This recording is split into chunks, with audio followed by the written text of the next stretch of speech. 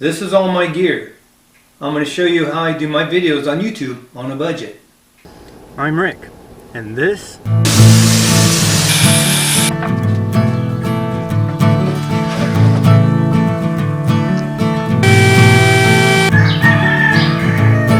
shut the heck up, you stinking roosters.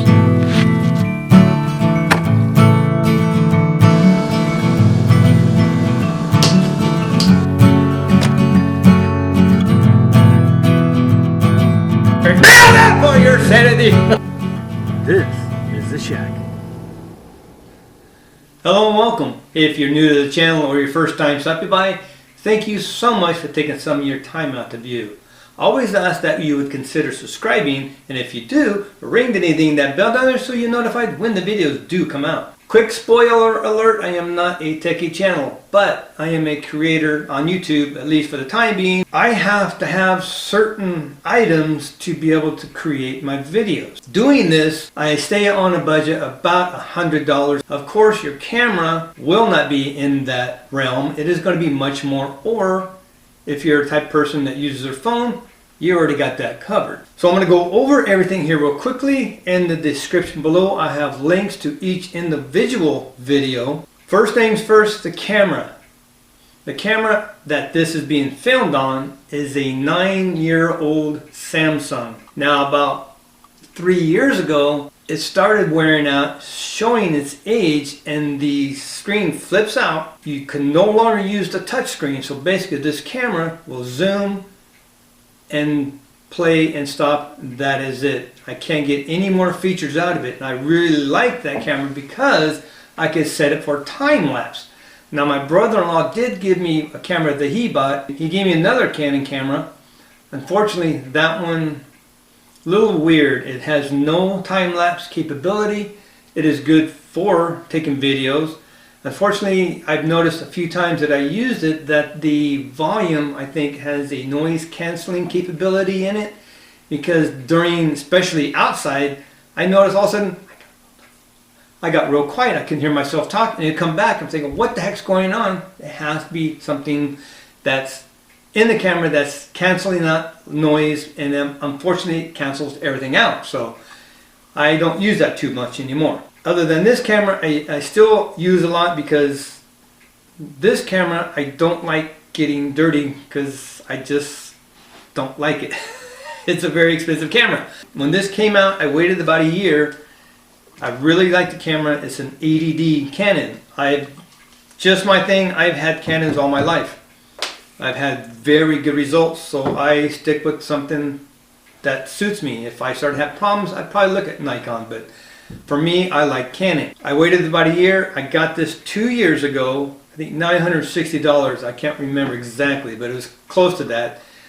On the Canon website during the Black Friday, which is coming up, and Cyber Monday, it was refurbished. To me, that's fine, because I had a program. I went checked in. I think I had 30 or 56. I can't remember. Clicks on it, so that's nothing. These are like 100,000 plus. So to me, that's still brand new. There wasn't even a mark, scratch on it. More than likely somebody bought it, you know, used it a few times, like, man, maybe they just wanted to take a few pictures and that was it. I don't know. Anyway, that was a deal, considering at the time these were about $1,300 plus. So $900, that was a good deal. That saved me money. Plus I bought it through PayPal. I paid $76 a month, still under $100 a month budget. So that was the first thing. Second thing I got, it's on right now. That is a 50mm lens. I use that quite a bit on my videos because it brings things close. If I have different shots, I have the kit lens that does fine for me. I don't need to spend $500 or $600 or $1,000 on a lens right now. This is perfectly fine for what I do. Check in the description. I do have a video of this. When I picked it up, I almost bought one through Craigslist from somebody, but he wanted like $100 or some odd dollars. It was used. He said, oh, I only used it a few times. You can never really tell. And I told him, well, you're an hour and a half drive away. I would come down there for like 75 bucks. He said, no way. That's $120, I think you said. It's like brand new. Like, no, you use it. It's not brand new. I bought this on sale through, it might have been BH, I don't remember now, but I got it for like 90 some dollars. Cheaper than me having to drive down an hour and a half, even for $75, pick it up, come back 3 hours plus of my time. Had it delivered to me cheaper than what I would have paid through him, through a used, per se, hardly used lens. Always check for deals. Look around, don't jump on the first thing. Have patience. I get great deals because I'm patient. Next thing, this is my Vanguard. It's this one here. This is the S-Pod. Can you see that there? It's got like a pistol handle. That's why I liked it. This is the CX203AGH. Now, I had one just like this. Unfortunately, my last trip to Japan, this is not a travel-friendly tripod, but it is the only one I had, other than the one that's sitting on, the one that this camera is sitting on now. It is an old silk tripod. I used to put a little telescope on it, so it had to be pretty heavy duty to be able to take the weight. Fast forward now, this is a nice little tripod. I like it for the fact that it's got a pistol grip, and when you're trying to move it or pan it, it makes it very nice to be able to do that. Plus the fact that on the side here is how you tighten and loosen. So I can use my thumb, roll it up, loosen it, move it around, and move my thumb down and tighten it. Check in the description below. I will have links to reviews of these. After I bought that, I really wanted a more travel-friendly tripod. That's where I came up with this one. As you can see, compared to this, much different in size. This is way taller. This is by far much more compact. This is the EVO2. Model number is 204AB. This is normally about $90. I found this actually through B&H. I bought this $49 on sale, and that's why I jumped on it, because I figured almost half price, I'll get that. Comes in a nice little bag. Of course, not in there. You put it in there. And I by far love this tripod. Very compact. There's so many features built into this. Down there. Look in the description below. I will have the link for a more in-depth review. Basically, this will flip out. There we go. Up. Bring it down. And you're ready to go. Put your camera on here and go for it. It has the quick shoe, which is here, connects up there, and this, all these legs will go from this all the way out where you can put it flat. When you put it flat, you can actually take this off of here, put your camera on this little adapter, set it on there, and you can have this thing literally sitting 3 inches off the ground. If you want to do something like macro photography, or you want to get a whole nother view of something, you can get your camera almost on the ground. You don't have to push in the pins, you can just close it all the way down. Open it up and it stops right there. Has multiple settings for the legs. Right there, or all the way out, so you got 3 positions. Now there's one thing I haven't figured out, just in its editing software. You can actually have your camera connected to this. You have to push in a little button here. Opens up, you can flip this down, and you can actually have your camera upside down. Now this is fine for still photography. You can flip it that way, have it upside down, and get it close to something. But I was thinking, how do I flip my video upside down? I haven't figured that part out, even if I had that option. I don't know. This thing is packed full in a little compact design with multiple features. So this is without a doubt becoming my favorite tripod. Slide it in there.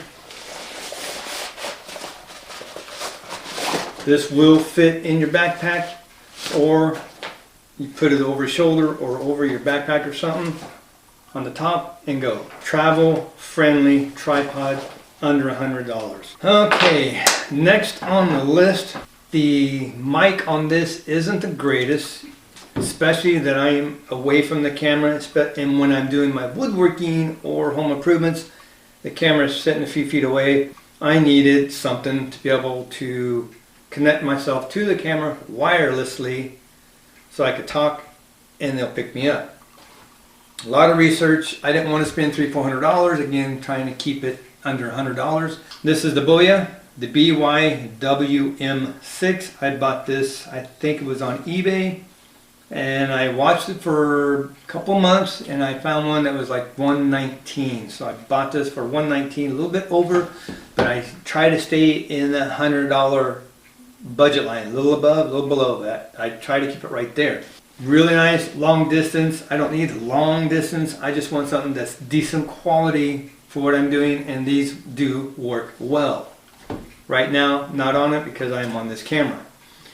Now, with that sitting on there, I need a light. So I needed something here to be able to mount a couple of things. So again, B&H Photo had these on sale. This actually just clips in there, and I could put the receiver on one side and I put a light on the other, which brings me to my next thing. This light is just the ceiling light. All I had before I bought this, either outside light, the light in my shop, or in the house doing something like this, the ceiling light. That was it. FlashPoint. Didn't need it, again, trying to keep it on the budget. I didn't want to spend a couple $100. You can buy these LED lights for a couple $100. Chose to get this one, so now I can set this one here or here. Have the receiver on either one, so I can keep both on there. Come with this nice little pouch. Put everything into. So far works well. I am going to do a review on it. Haven't done it yet, but when I do, they will be down there. Actually, I'll go in there like just like that, right there. Something fall. I haven't tightened it up, so it'll be like that on there. Even has this other addition you can put on. You can turn it, and this head will move, so you can kind of position light in a few different ways, which I haven't used yet. I basically just want it to fill light. It's got a little diffusion screen here you can put on it, so it diffuses the light. I haven't done that yet. I still haven't had a chance to really go through the differences, because basically what I have to do is put it on there, have different settings, film a little bit so I can go back and look and see how the different intensities are, so I can make a note. Inside I need to set it at 6 or 7, outside maybe a little bit less, just to do like a shadow fill or something maybe. So I'm still trying to figure it out. I've only had this for a couple months now, but I'm getting there. And the last thing I have for all this, sometimes when I am outside and I don't have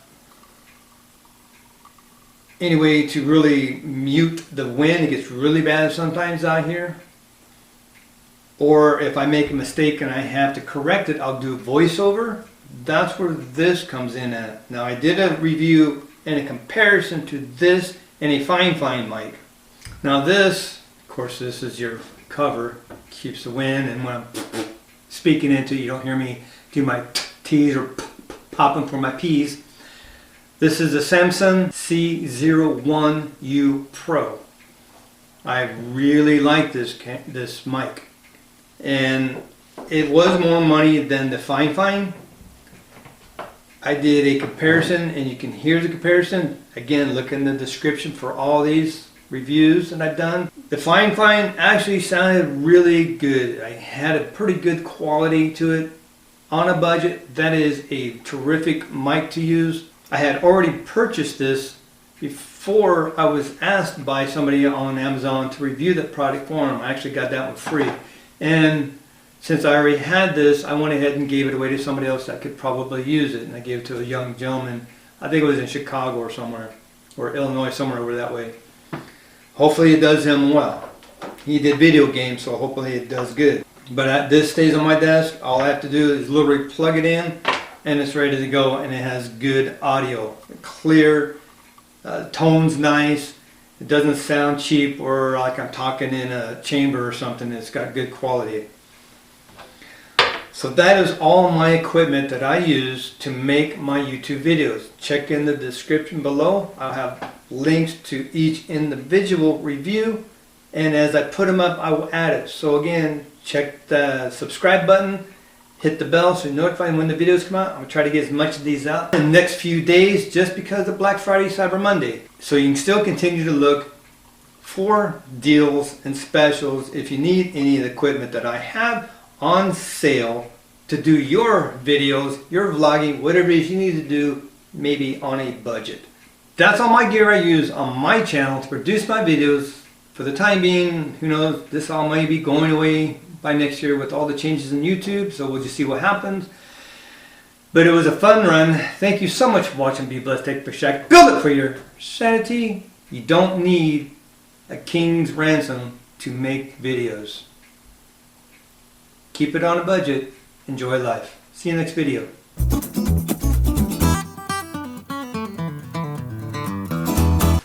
This is a very travel friendly tripod. You'll need to unlock your iPhone first. I didn't say anything stupid, phone.